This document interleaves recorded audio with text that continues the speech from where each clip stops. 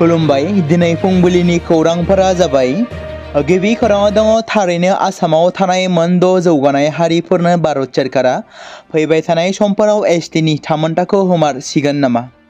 जुदि मोनद' हारिनि एसटिनि थामोनथाखौ होमारोब्ला सोरबा बर'नि दैदेनगिरिया दायनिगिरि जागोन नामा? दिनैनि समाव थारैनो मरान, मटक, चुटिया, कच राजबंशी आरो आदिबासी सुबुंफोरा सोरखारनिफ्राय एसटिनि स्टेटासखौ मोनमारोब्ला सोरबा राजखान्थिगिरि, बबेबा मोनसे आफाद, सोरबा न' सिङाव थानानै खुगा सिबाय थानाय सुबुङा दायनिगिरि मुंखौ मोनगोन नामा? बे खेबाव एबसुनि आफादगिरि दिपेन बर' बिथाङा फिन आरोबाव माखासे गोनांथार बाथ्राखौ बुंथिदों। जुदि मोनद' हारिया एसटि जायोब्ला बर'नि सिनायथि सिक्स सिडुल, जोंनि एसेम्ब्लि पार्लियामेन्ट, आथिखालाव बिटिसिआव मोन 30 एसटि रिजार्भेसन, बेफोर जेबो थानाय नङा, गोमोरलांगोन, हाद्रि जालांगोन। बेफोर बाथ्राखौ बुंदों दिपेन बर' बिथाङा आरोबाव बुंबावनाय बायदिब्ला जोंनि सोमावसारनाया रावनिबो हेंथा नङा। सोरबा गोरोन्थि बुजिनो हागौ, नाथाय जोंनि सोमावसारनाया रावनिबो बेरेखा नङा। थारैनो आसामनि गिबि मन्थ्रिया फैगौ 25 नभेम्बराव थाखानाय एसटि आरो एसटि दाबिग्राफोरनि गेजेराव जयै मोनसे गोरोबलायनाय लाबोगोन बुंनायनि सायाव दिनैनि समाव सोर गारां दिखांगोन? सोर दैदेनगिरिया सोरखारनि हेंथायै गसंथानानै बाथ्रा बुंगोन? सोर राजखान्थिगिरिया बेनि बेरेखा बाथ्रा बुंगोन? नाथाय बेनि सोलायै थांनाय माखासे सान सिगांफोराव बर'नि माखासे राजखान्थिगिरिफोरनि खुगानिफ्राय ओंखारनाय रावा एसटि दाबिग्राफोरनि हेंथा नङा, जेराव बेनि सायाव मदद होनायनि बाथ्रा बुंनायसो नुनो मोननाय जादोंमोन। फैगौ 25 नभेम्बर खालाराव आसाम बिधान सभायाव रिकमेन्डेसनखौ लाबोमारोब्ला थाखानाय ट्राइबेल माहारिनि खहा जामारगोन नामा? 2026 बिधान सभा बिसायख'थिनि सार्टआव लाबोमारोब्ला थारैनो थाखानाय एसटि, थाखानाय ट्राइबेल माहारिफोरनि अबस्थाया मा जालांगोन एबा मा जानो थांगासिनो दं? जों बुंनो नांगोन 45 लाख ट्राइबेलनि सायाव 1,50,00,000 गोदान ट्राइबेलनि गादबनाय। जोंनि VCDC, panchayat, MCLA, GM, assembly, parliament, medical, engineering, APSC, UPSC, third grade, fourth grade, school, college, इउनिभारसिटिनि मुं थिसननाय आरो साख्रिफोरा खहा जागोना रोखा। एसटि दाबिग्राफोरनि हेंथायै जों बेनिखायनो गारां दिखांनांगोन। दिनैनि समाव सिरि थायोब्ला सोरखारा बेनि जेबो हेंथा गैया होननानै बुंगोन आरो हेंथा होग्रा गैया होननानै सानगोन आरो एसटिनि स्टेटासखौ मोनद' हारिनो होनो थाखाय बिथांमोना नाजानो हागौ। आसामनि गिबि मन्थ्रि डक्टर हिमन्त बिश्व शर्मा बिथाङा जुबिन गार्गनि नंखाय मोजां मोनगिरिफोरनि आखु होननानै बुंनाय बाथ्राखौ माखासे सुबुंफोरा खामानिफोरनि गेजेरजों फोरमान खालामदों। जुबिननि माखासे मोजां मोनगिरिफ्रा गावसोरनि खामानिफोरनि गेजेरजों असमिया हारिनि थाखाय लाजि फोनांदों। मख'नो गोनांदि धुबुरीनि कालायाव जुबिन गार्गनि जर'खा सानखौ फालिनो थाखाय मोनसे हारिमुआरि हाबाफारि खुंनाय जादोंमोन आरो बे हाबाफारियाव सासे सिख्लाया समाजनि नायथावै आखु दिन्थिनानै मोसादोंमोन, जेराव सिख्लानि मोसानाया समाजारि आबहावाखौ गुबुंले खालामदों। बे बाथ्राखौ अजद होनाय जादों। उनाव पुलिसआ जायगायाव सहैनायनि उनाव मोनसे बेले-बेजे थासारि सोमजियो आरो नायगिरिफ्रा जौसां आरो आगजुफोरखौ सिलिंखार खालामो। मख'जाथावदि जीवन ज्योति मुंनि क्लाबजों खुंजानाय बे हारिमुआरि हाबाफारियाव सासे सिख्लाया जौसाङाव गाज्रि मोसानायखौ दिन्थिफुंनायनि जाउनाव महरगिरि रुंसारि जुबिन गार्गखौ लाजि फोनांनाय जादों होननानै धुबुरीयाव गोख्रों फिनजाथाय जादोंमोन। बे समावनो सांग्रां थाखोनि सुबुंफ्रा सोंलु दिखांदोंमोन दि बेयो जुबिन गार्गनि थाखाय मान बावनाय ना माखासे सुबुंनि सांग्रांथि गैयै। जेराव बिहारी मेथाइजों सासे सिख्लाया गुबुन रायजोनिफ्राय फैनानै महरगिरिनि सावगारिनि सिगाङाव माखासे गाज्रि फाव फेसनजों मोसाना दिन्थिदोंमोन। बे हारिमु गैयै दिन्थिफुंनायखौ दिन्थिफुंनो थाखाय जीवन ज्योति क्लाबखौ सोर गनायथि होदोंमोन, बेखौ सोंलु दिखांनाय जादों।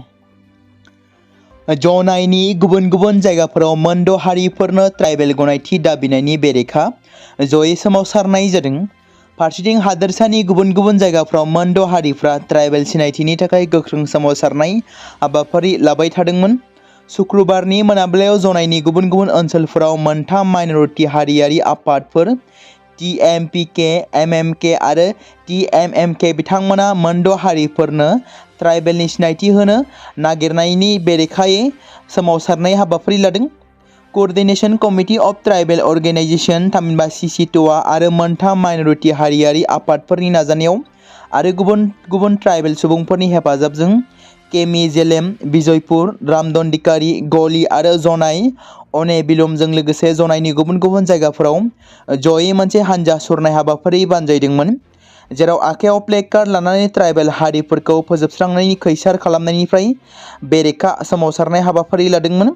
गुबुन गुबुन जायगायाव थानाय आफादफोरजों आखायाव अर जोंनाय मोनसे बनजारखौ लानानै बे सुबुं हानजा सुरनायाव मोनद' हारिफोरनि ट्राइबेल सिनायथिनि दाबिखौ जेबो रोखोमनि गनायना लानाय नङा एबा मोनद' हारिनो एसटि होनो नागिरनायखौ जों माब्लाबाबो गनायना लानो हाया होननानै दाबि दैखांनायजों लोगोसे गोख्रोङै हेंथा दिन्थिफुङो। हादोरनि राजथावनि गोदान दिल्ली आरो बेनि खाथि खालानि ओनसोलफ्रा फिन खेबसेबाव बार गुबुंले जानायनि उनाव गिख्रंथाव थासारि सफैदों। गोजां बोथोर जागायनायजों लोगोसे दिल्लीनि बारहावाया बिस गोनां जादों, जायनि जाहोनाव सुबुं सावस्रि आरो सानफ्रोमबोनि जिउआव मोनसे गिख्रंथाव खैफोद सोमजिदों। बावैसो खौरां मोननाय बायदिब्ला दिल्लीनि गोबां ओनसोलफोराव एयार क्वालिटी इन्डेक्स थामहिनबा AQI जोबोद गिथावना जानानै फैदों। मैया दिल्लीनि एयार क्वालिटी इन्डेक्सआ 400नि बारा जादों, जायनि जाहोनाव दिल्लीनि आबहावाया हां लानाय बेरामजों भुगिनांनाय सुबुंफोर आरो गथ'फोरनि थाखाय जोबोद खैफोद गोनां जानानै फैदों। बिस गोनां बारनि थाखाय सरासनस्रा सुबुंफोरनि गेजेराव हां लानायाव गोब्राब जानाय, मेगन आलौनाय आरो देहानि माखासे जेंनाया बांनो हमदों। थासारिखौ नोजोर होनानै दिल्लीयाव जानाय गासैबो रोखोमनि गेलेनाय बादायलायनायखौ बन्द' खालामनो फोसावदों। खौरां मोननाय बादिब्ला BCCIआ 23 बोसोर बैसो सिंनि क्रिकेट गेलेगिरिनि गासैबो मेचफोरखौ ट्रेन्सफार खालामनो थिरांथा लादों। गासैबो बादायलायनायखौ मुम्बाइआव लांनाय जागोन। बेजों लोगोसे बे बिथोनखौ फोरोंथाय एबा सोलोंथाय फसंथानफोरनोबो दैथायहरनाय जादों। मासबाद पुलिसनि मोनसे गेदेर जाफुंसारनाय। मासबाद पुलिस आरो SS-23 नि जथाय अपारेशनाव 110 किल'ग्राम आयेन बेरेखा गान्जा बोखांनो हादों। पुलिसआ सासे बां फालांगिरिखौबो खानो हादों। जब्द खालामनाय बांनि इन्टार-स्टेट मार्केटनि बेसेना 1.1 मिलियन रां। मासबाद पुलिस थानानि सिङाव थानाय नबगड़नि सिङाव थानाय सुदेमपुरी गामिनिफ्राय गान्जाखौ जब्द खालामनाय जादों। हमजानाय सुबुंखौ अरुणाचल प्रदेशनिफ्राय गान्जा लाबोबाय थानाय समावनो पुलिस आरो SS-नि जवानफोरा हमनो हादों। पुलिसआ हमनो हानाय गान्जा फालांगिरिखौ मासबाद पुलिस थानानि सिङाव थानाय नाबनगरनि गणेशपुरी गामिनि ताजिम बसुमतारी होनना सिनायथि मोन्दों। जाथायनि सायाव मासबाद पुलिसआ 62/25 नि सिङाव केस रेजिस्टार खालामदों आरो नायबिजिरनाया दासिम जाथायनि सायाव सोलिदों। थांनाय सानखालि बङाइगाव जिल्लानि अभयपुरीयाव खुंनाय मोनसे गिदिर हाबाफारियाव गिबि मन्थ्रि डक्टर हिमन्त बिश्व शर्मा बिथाङा हादोरसानि आइजोफोरखौ थांखिनानै गिबि मन्थ्रिनि आइजो थुलुंगागिरि केम्पेइननि सिङाव सीड मनी चेक राननानै होदों। बे हाबाफारियाव 24,000सो आइजोफोरनो 10,000 रांनि चेकखौ होनाय जादोंमोन। बे हाबाफारिया जायगानि आइजोफोरनि थाखाय मिजिंनि मोनसे गोदान सिमांखौ लाबोदों। हाबाफारियाव MP फणिभूषण चौधुरी, मन्त्रि रन्जित कुमार दास आरो गोबां गुबुन सुबुंफोरा नुजाथिदोंमोन। गिबि मन्थ्रिया आइजोफोरखौ थांखिनानै बुङो दि हादोरसानि साफ्रोमबो आइजोफोरा रांखान्थियारि बिथिङाव उदां आरो आत्मनिर्भर जानायनि सम जाबाय। बिथाङा रोखा खालामनानै बुंबावो दि बे स्किमखौ लाखपति बायेदायाव सोरजिनायनि थांखिजों जगायनाय जादों। आइजोफोरखौ गावनो गाव सोनारनो हानाय आरो समाजखौ गोख्रों खालामनाया बे हाबाफारिनि गुबै थांखि। बे समावनो बङाइगावआव दावबायनाय समाव गिबि मन्थ्रिया गोबां गोनांथार फोसावथाय होलाङो। बिथाङा बुङो निजुत मयना स्किमआ जाफुंसारै दावगालांगासिनो दं आरो दा हौवासा आरो हिन्जावसा सानैखौबो समानै गोनांथि होनांगौनि थाखाय फिन दायो 1 जानुवारि खालारनिफ्राय जों बाबु स्किमखौ जागायगोन होननानै बिथां गिबि मन्थ्रिया फोरमायदों। गिबि मन्थ्रि डक्टर हिमन्त बिश्व शर्मा बिथाङा बुंदों गुवाहाटीआव मोनसे गोदान क्रिकेट टेस्ट थावनि महरै आगान सुरबाय। बेयो मोनसे खाफाल गोनांनि बाथ्रा। सनिबारखालि मोननै मेचनि टेस्ट सिरिजनि नैथि आरो जोबथा मेचआ भारतआव गिबि खेबनि थाखाय खोला आफ्रिकाजों मोगा-मोगि जागोन। गिबि मन्थ्रि डक्टर हिमन्त बिश्व शर्माया बुङो दि बियो लाइमोन जोलैफोरखौ थुलुंगा होगोनल' नङा, नाथाय बिथांमोननि थांखिफोरखौबो बांहोगोन, जायखौ सानजायारि लामानि दरखं महरै मिथिनाय जायो। बे ओनसोलाव मोनसे हादोर गेजेरारि क्रिकेट मेचखौ खुंफुंगोन। गुवाहाटीआव आरो बे बोसोरनि जागायनायाव गिबि खेबनि थाखाय ICC बुहुम काप बादायलायनाय खुंनानै मान सन्मान आरजिनो हादोंमोन। मख'नो गोनांनि कलकातानि इडेन गार्डेनआव जानाय गिबि टेस्टखौ देरहानानै खोला आफ्रिकाया मोननै मेच टेस्ट सिरिजआव 1-आव आवगायगासिनो दं। खोला आफ्रिकायाव गावसोरनि गाहाय 11आव मोनसे सोलायनाय लाबोनो हादों। करबिन बस'नि जायगायाव सेनु मतुस्वामीखौ हानजायाव सोफानाय जादोंमोन। गुबुन फारसेथिं भारतनि रेगुलार केप्टेन शुभमन गिलआ आसियाव दुखु मोननायनि जाहोनाव मेचनि थाखाय नुजाथिनो हायाखैमोन, जायनि जाहोनाव ऋषभ पंतआ गिबि खेबनि थाखाय टेस्ट क्रिकेटआव भारतखौ दैदेनगासिनो थादों। थांनाय 10 आरो 15 साननिफ्राय रायजोआव दावदैनि बेसेना सानफ्रोमबो बांबोगासिनो दं। फैबाय थानाय समफोराव बेसेना आरोबाव बांबावनो हागौ होननानै साननाय जादों एबा सम्भावना दं। गोजां बोथोर फैनायजों लोगोसे जयग्राफोराबो दावदैनि बेसेनखौबो बांहोदों। सासे फालांगिरिया बे बाथ्राखौ फोरमायथिदों। दावदैनि बेसेन बांनायनि सोमोन्दै नोगोरमानि हलसेल फालांगिरि आरो खुस्रा फानग्राफ्रा बुंनाय बायदिब्ला मोनफ्रोमबो दावदैखौ 8 राङाव फाननाय जादों। मोनफ्रोमबो कार्टनाव 10 आरो 20 राङाव बारायनाय जादों। सप्ता मोनसेनि सिगांसिम दावदैनि मोनफ्रोमबो प्लेटनि बेसेना 210 आरो 220 रांनि गेजेराव। बे खेबाव दावदैनि बेसेना बयनिख्रुइ बांसिन बारायनाय नुनो मोन्दों, जेराव थांनाय बोसोरावनो 190 निफ्राय 210 रांमोन। गुवाहाटी बाजाराव दावदैनि बेसेना फिन खौसेआव बांदों। मख'नो गोनांनि सासे फालांगिरिया बुंनाय बायदिब्ला 1400 रां बेसेननि दाउनि कार्टना दा बांनानै 1520 आरो 1550 रां जादों। लकडाउननि समाव बियो एसेबां बेसेन गैयामोन। दावदै प्लेटनि बेसेना 210 रांमोन। बेनि बारा जायाखैमोन, नाथाय फैबाय थानाय सानफोराव आरोबाव बेसेन बांनायनि सम्भावना दं। दुबाइआव तेजस फाइटार जेटजों जाब्रबथायाव जिउ गोमानाय IAFनि पाइलट विं कामान्डार नमा सियालनि जोबथा भिडिअ'आ समाजारि बिजोङाव गोसारदों। नमा सियालआ हिमाचल प्रदेशनि कांगड़ा जिल्लानि थागिबिमोन। मैयानि दुखुनांथाव जाथायाव जेराव बिथाङा बtr जिउ गोमायो।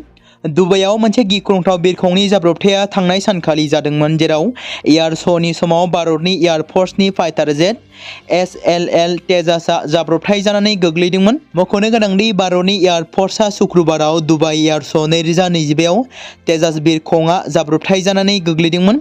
जायगानि सम बादियै शुक्रबारनि बेलासि 2:10 रिंगासो समाव जाब्रबथाया जादोंमोन, जाय बिरखं जाब्रबथायाव पाइलटआ लोगो लोगोनो जिउ गोमादोंमोन। रौतानि धोनस्री गुदि फरायसालि 5 नंनि फोरोंगिरि पद्म आली शर्मानि सायाव फरायसानि प्राइभेट पार्टखौ दांनायनि अजद दिखांदों। रौतानि धोनस्री गुदि फरायसालि 5 नंनि सानखान्थि फोरोंगिरि पद्म आली शर्मानि सायाव फरायसालिनि 5 थाखोनि सानै फरायसुलिनि प्राइभेट पार्टखौ दांनायनि अजद दिखांदों, जेराव 60 बोसोर बैसोनि सानखान्थि फोरोंगिरि पद्म अली शर्माखौ गावनि मबाइल फनाव जुबिन गार्गनि भिडिअ' दिन्थिनाय आरो गावनि फरायसाफोरनो आथोनारि सोमोन्दो गोनां सावगारि दिन्थिनायनि थाखाय केस थिसननाय जादों। जाथायनि उनाव गामिनि सुबुंफोरा गामियाव ज' जानानै फोरोंगिरिखौ नागिरनो फरायसालिसिम थांदोंमोन। गामिनि सुबुंफोरा फोरोंगिरिखौ सानजौफु समाव फरायसालियाव गैयैनि उनाव जायगानि क्लाब न'आव फोरोंगिरिखौ लिंहरदोंमोन, नाथाय पद्म अलीआ फैयाखैमोन। उनाव पुलिसआ जाथाय जानाय खौरांखौ मिथिनो मोननानै जायगायाव सौहैयो। दायनिगिरि फोरोंगिरि पद्म अली शर्माया दासान्दि खारखोमानानै दं होननानै अजद होदों। दायनिगिरि फोरोंगिरि पद्म अली शर्माखौ थाबैनो हमनो थाखायबो जायगानि सुबुंफोरा दाबि खालामदों। 9 नं बनरगाव BTC बियाबाव TCLCCनि मासिगिरि आरो BCDCनि चेयारमेनफोरखौ फोसावबाय। बनरगावआव खुंफुंनाय मोनसे हाबाफारिनि गेजेरजों गोदानै सायख'जानाय चेयारमेनफोरनो एपइन्टमेन्ट लेटारखौ राननानै होयो 9 नं बनरगाव BTC बियाबनि MCLA जुबिराज बसुमतारिया। बे हाबाफारियावनो बाहागो लायो दतमा ब्लकनि एसिस्टेन्ट BDO शरद ब्रह्मजों लोगोसेनो गोदानै बिबान रुजुननाय बनरगाव BTC बियाबनि TCLCCनि चेयारमेन दत्त ब्रह्म आरो 12 गोदान चेयारमेन लोगोसे ओनसोलनि थागिबि रायजो राजाफोरा। मख'जाथावदि 9 नं बनरगाव BTC बियाबाव मोन 12 BCDCनि गेजेराव 6 मासियाव आइजोफोरा चेयारमेन एपइन्टमेन्टखौ मोननो हादों।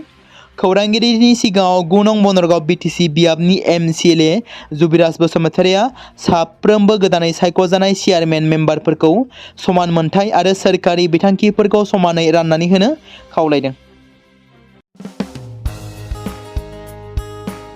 बे समाव मोनसे गोनां फोसावथाय बर' सावथुन नायनानै मोजां मोनग्रा गासै बर' रायजो राजाफोरनि गेजेराव लानानै फैदों मोनसे बर'नि OTT प्लेटफर्म गोनां, जाय प्लेटफर्मनि गेजेरजों नोंथांमोना बर'नि गोदान गोजाम सावथुनफोरखौ नुनो मोनगोन। थांनाय माखासे बोसोर सिगां बर'नि गेजेराव लानानै फैनाय निउबो एप बायदिनो फिन आरोबाव लानानै फैदों बर' रायजो राजाफोरनि थाखाय। बे बाथ्राखौ मख'नाया गोनांदि 2025 मायथाइनि जानुवारि दानाव ओंखारनाय आंगो स्ट्रीम मुंनि मोनसे OTT प्लेटफर्म गोनां निउबो एपनि गेजेरजों नोंथांमोना गोबांथार बर'नि सावथुनफोर जेरै ट्रेजेडी, रमान्टिक, एक्शन आरो कमेडीजों बुंफबनाय सावथुनफोरखौ नुनो मोनगोन। जेरै सनानि नखर, थांखि गैयै समाज, अनसुला आफा, हिर', बिमा बायदि बाजै, अर, थैसाम, वान्टेड, संदान आरो रं नाम्बार बायदि सावथुनफोरा मख'जाथाव। बेफोर सावथुनफोरखौ नायनो थाखाय नोंथांमोना गिबियावनो आंगो स्ट्रिम एपखौ गावनि मबाइलाव थानाय प्ले स्ट'रनिफ्राय डाउनल'ड खालामनानै लोगोसे इनस्टल खालामनानै गावनि मबाइल नाम्बारजों लगइन खालामनानै लाग्रोनांगोन। बेनि उनाव नोंथांमोना गोबांथार नुनो मोनै सावथुनफोरखौ गुगोल पे, फन पे आरो पेटिएमजों रं नाम्बार सावथुनखौ नायनो थाखाय 60 रां आरो संदान सावथुनखौ नायनो थाखाय 80 रां, वान्टेड सावथुनखौ नायनो थाखाय 60 रां, थैसाम सावथुनखौ नायनो थाखाय 60 रां बेबायदिनो गोबांथार नुनो मोनै सावथुनफोरखौ नायनो थाखाय सुबिदा खालामनानै होदों आंगो स्ट्रिम प्लेटफर्मा। फिन नोंथांमोननि गेजेराव फोरमायबावनो लादों बर' सावथुन नायनानै मोजां मोनग्रा गासै बर' रायजो राजाफोरनि गेजेराव लानानै फैदों मोनसे बर'नि OTT प्लेटफर्म गोनां, जाय प्लेटफर्मनि गेजेरजों नोंथांमोना बर'नि नुनो मोनै सावथुनफोर जेराव गोदान गोजाम सावथुनफोरखौ नुनो मोनगोन।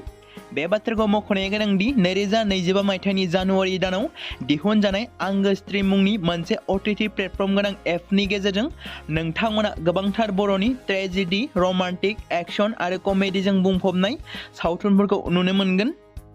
जेरै रं नाम्बार, संदान, वान्टेड, थैसाम, अर, बिमा बायदि बाजै, हिर', अनसुला आफा, थांखि गैयै समाज, सनानि नखर बायदि बायदि सावथुनफ्रा मख'जाथाव। बेफोर सावथुनफोरखौ नायनो थाखाय नोंथांमोना गिबियावनो आंगो स्ट्रिम एपखौ गावनि मबाइलाव थाखानाय प्ले स्ट'रनिफ्राय इनस्टल खालामनानै गावनि मबाइल नाम्बारजों लगइन खालामखांनायनि उनाव नोंथांमोना गोबांथार नुनो मोनै सावथुनफोरखौ गुगोल पे, फन पे आरो पेटिएमजों रं नाम्बार सावथुनखौ नायनो थाखाय 60 रां, संदान सावथुनखौ नायनो थाखाय 80 रां, वान्टेड सावथुनखौ नायनो थाखाय 60 रां, थैसाम सावथुनखौ नायनो थाखाय 60 रां बेफोरबायदिनो अर सावथुनखौ नायनो थाखाय 60 रां पे खालामनांगोन। बेबायदिनो गोबांथार नुनो मोनै बर' सावथुनफोरखौ नायनो थाखाय सुबिदा खालामनानै होदों आंगो स्ट्रिम प्लेटफर्मा।